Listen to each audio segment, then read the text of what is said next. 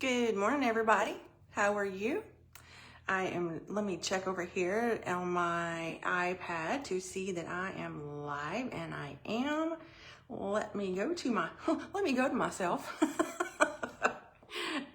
It's not coming up. Oh, there it is. Welcome. I'm Dr. Ashley Chance Fox, founder and creator of Balance Worthy, and this is Confidence and You. Every Saturday morning, I've started a new series the last couple of weeks called Confidence in You, and we are here just to have a few minutes, sit back, relax, and have a little chit chat. Good morning, Teresa. Thank you for saying hello. I appreciate you. I can actually see comments on my phone. That is exciting. I hope it stays that way because we know how Facebook is. I am not in or on the back deck because my neighborhood this morning is like a zoo. My next door neighbors have a tree company here cutting down trees, which I hate, but I also know that it's not well, and so it's going to cause damage eventually. And so, and then my husband is outside doing a yard / house project. I don't even know how to explain it, but anyway, so he's out there banging around, and so I have kicked the dog out, and it's not telling me how many people are on here anymore.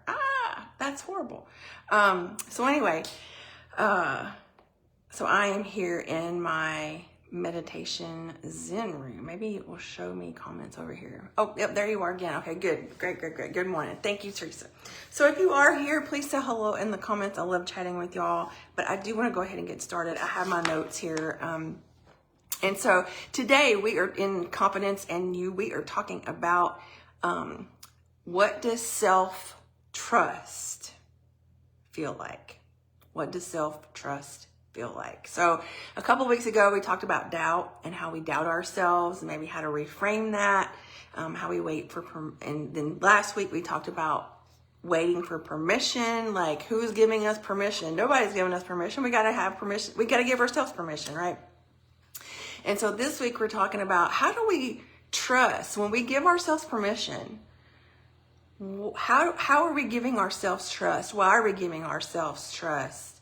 And how we know that it's the right choice. Teresa says it's not showing how many are on either. Well, that is just a bummer. Facebook, I don't like this new update. I don't like it at all. Anyway, but if you are here, I cannot see how many you're watching. So if you are here, please say hello in the comments. I would greatly appreciate it. Just for me to do a little shout out to say hello. All right. So if confidence isn't loud or perfect, because it's not, sometimes it's not loud and it's not perfect, but what does it actually feel like in your body? Okay. That's what I want. That was one of the questions I want to ask. What does trusting yourself feel like in your body? So if you're here and you're watching and you can, write in the comments, and I bet we've all had this happen.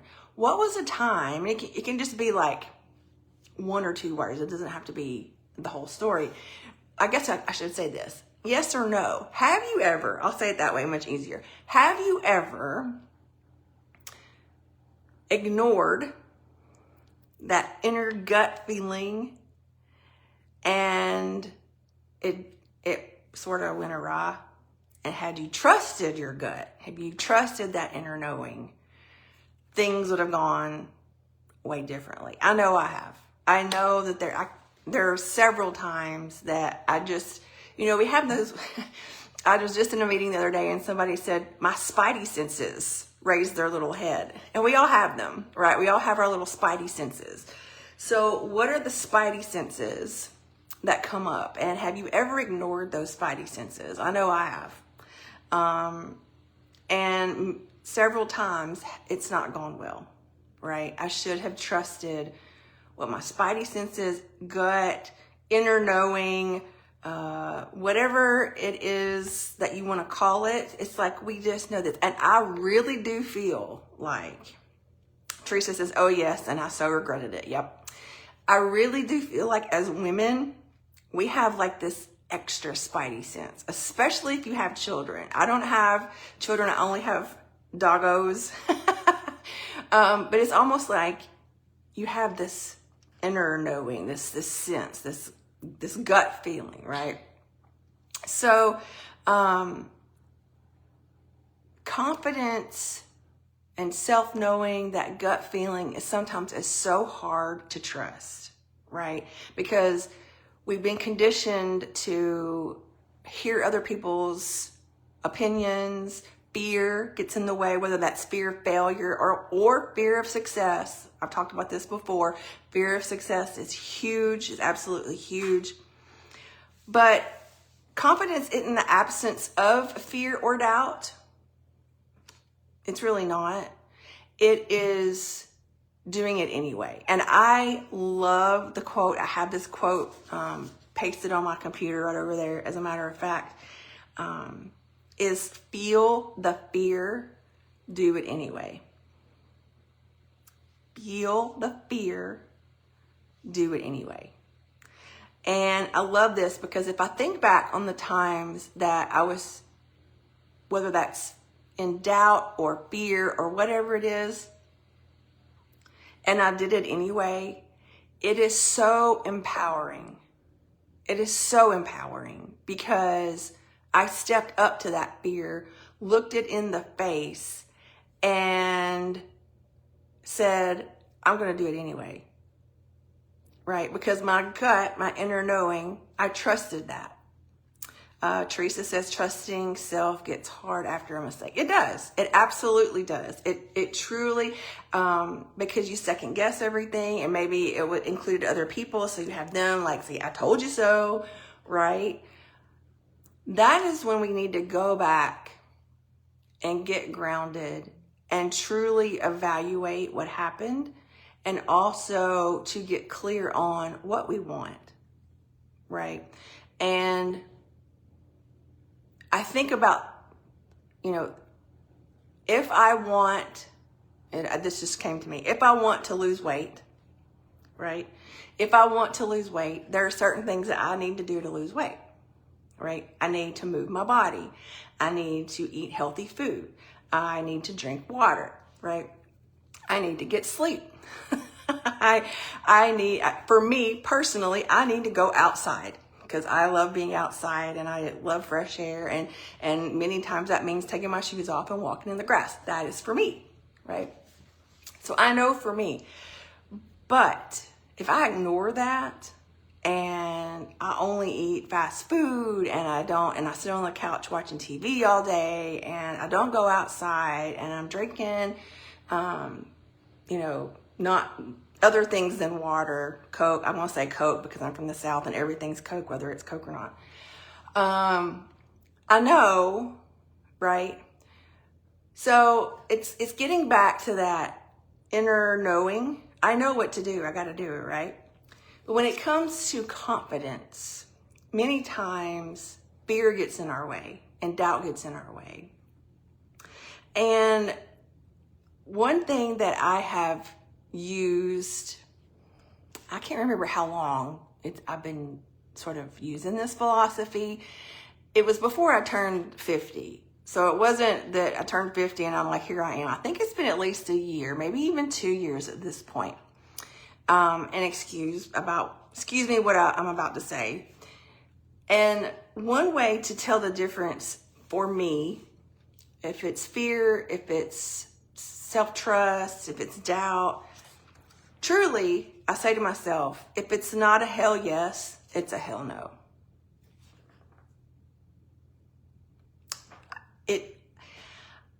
I am at the stage of my life where if I am not truly wanting to spend time with somebody, if I truly don't want to give myself to a project or to go somewhere or do something, if I truly, now I understand, I have to, like, for example, I hate going to fill up my car with gas. I think it's the biggest time suck.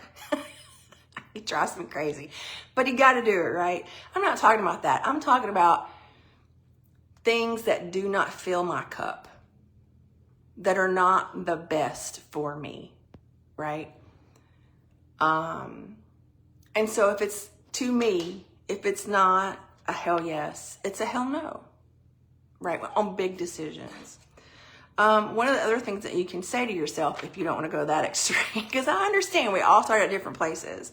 I wrote some things down. One is the voice mine, or are you hearing someone else's voice and making this decision?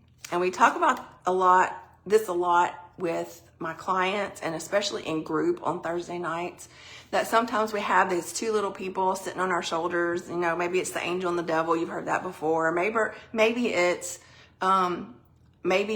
I don't know, your coworker and your boss, or maybe it's whatever, right?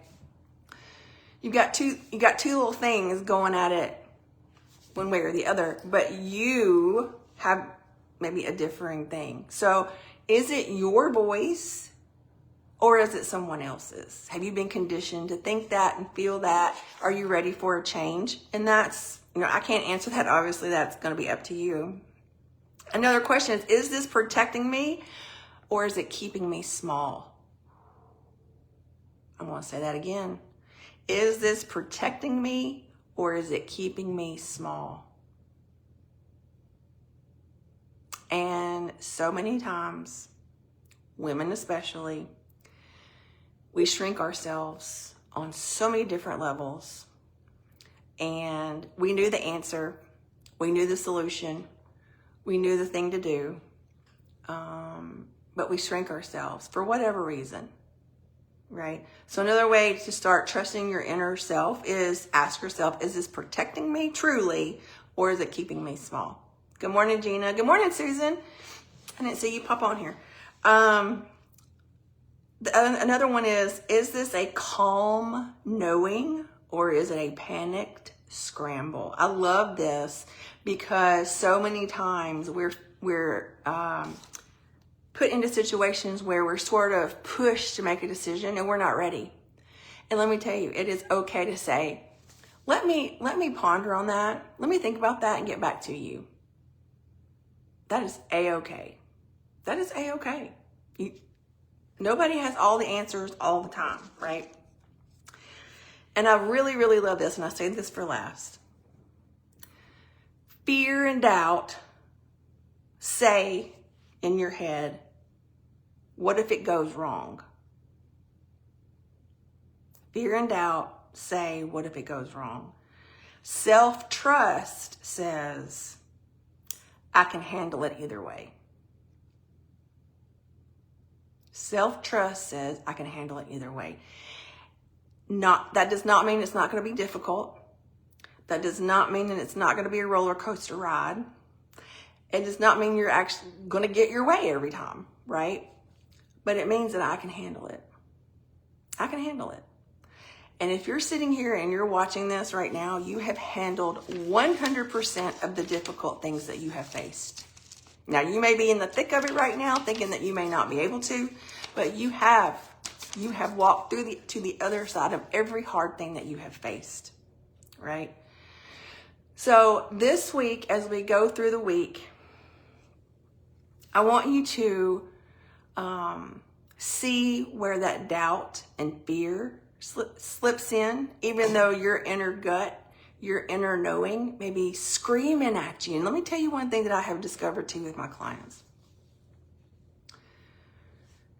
And Teresa, who's on here, says this a lot as well in her practice. That first little nudge, you want to call it a nudge, you want to call it a red flag, you want to call it, maybe it's a pink flag. Maybe it's not quite red yet, but you're sort of like,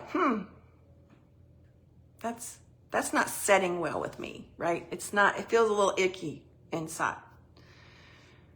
So there's a little nudge first, and then something else happens. And then it's like, it's a really hard tap. And then you get to choose whether or not you listen to that. And if you don't listen to that, then sometimes it is a slap in the face. It could be a health issue, because when we ignore our inner knowing, that is energetic, and that lands somewhere, whether that is weight gain, whether that is physical pain, whether that is brain fog, it affects our energy, right? So if we don't listen to that pink flag turning into a red flag, eventually it will stop you in your tracks, one way or the other. And I have seen it happen to me in the last year and a half at least 3 times. That I was like, nope, I'm fine. We always say that, right? I'm fine. Everything's fine. Da, da, da, da. And my inner knowing was screaming at me. They're not. What are you doing? They're not. And even as a practitioner, a coach, I wasn't listening because I'm human. That's what happens, right? We're human, having a human experience. So I had to slow down. I had to figure it out. And so this week, back to that. So this week, just a small practice of self-trust. So when we start hearing that doubt, that fear, ask yourself, is this protecting me or is this making me small? Has this come up before or is this the first time? What is this really saying to me? Why is this coming up again? Okay, and really sit with it. And you have permission to say, I need some time to think about this, and sit quietly with it, whether that's outside, journaling, meditating, praying, whatever you do, and sit with that quietly, right? Because I feel like once we start trusting our inner knowing and our self-trust, basically, our confidence starts increasing.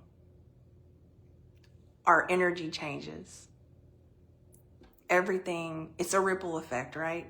So when you change, it changes the people around you as well.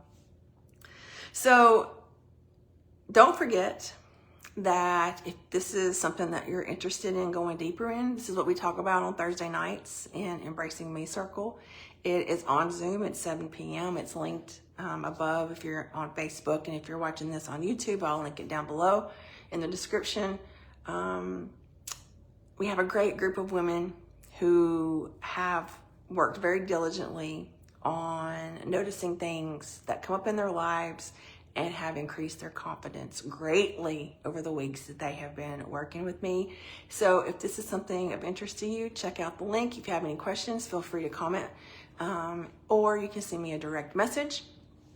And I cannot go away without saying, do not forget that I do have a women's recharge retreat coming up in the fall. I start promoting it now, and you will hear about it until it's filled. We already have 5 slots already there. I'd cap it at 20. That's it. So if you are interested, I have linked that as well. And it is a weekend around women who are, we accept you for where you are in your life. We have had women who are starting a divorce, some women who are in the middle of a divorce, some women who are just needing a break from the kiddos and the hubsters.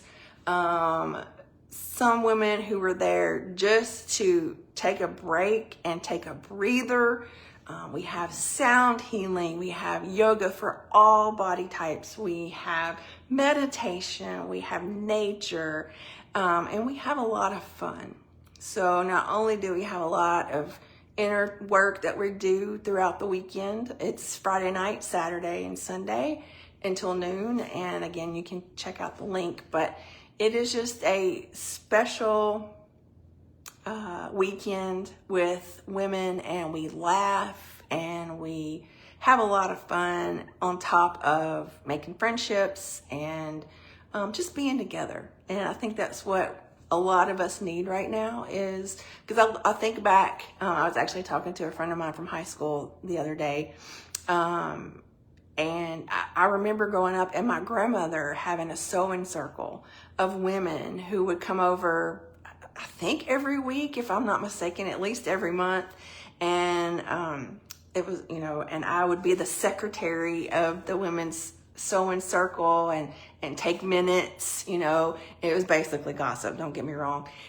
But they made beautiful things. And I just don't think we do that very much anymore as women.